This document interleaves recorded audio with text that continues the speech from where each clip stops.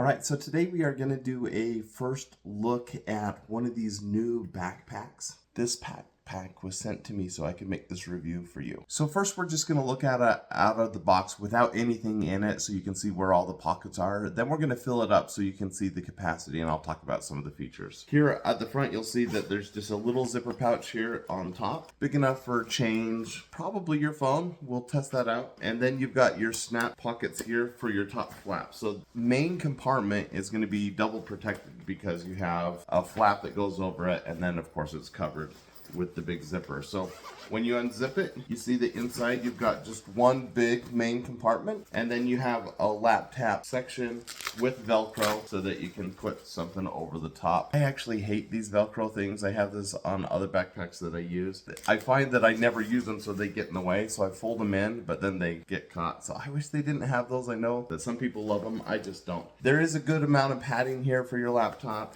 But the front of it doesn't have any padding. The bottom does have a little bit. All right, then in our front pouch, you just have a normal zipper pocket here, and this one is definitely big enough for your phone and for other various knickknacks or whatever you have. And then you do have a zipper for this large front compartment, which is just a single compartment, but it isn't especially deep. This isn't going to be big enough for a lunchbox, but it would be big enough for a book, and we'll show you that in a second. Then you do have a side pocket here, but it's not really big enough for a big water bottle like this. It would work for an umbrella. Same thing on the other side. Then last but not least, there is this little zipper pocket on the back. And you think, why do you have a zipper pocket on the back? For me, I use this for either plastic sacks or a rain jacket, because then you have access to keep you dry if you need it in a pinch. But it's just a nice hidden pocket there underneath on the back. Before we fill it, I want to show you the straps. There is a good amount of padding here on the straps, and it's made out of this mesh material, which is meant to be a little bit more breathable. And you have that same material through the back where the steps will lay. So that's good for sweat and stuff like that. It's gonna probably absorb a little bit of it, but then it is somewhat breathable, and it is a generous amount of cushioning here on the back. All right, so that covers the pockets and the features. Now let's fill it up and see how much it can hold. Okay, I mentioned a book would fit in the front, so let's take a book. We'll just throw it in, and you see that there's still quite a bit of space here. So let's put a second book.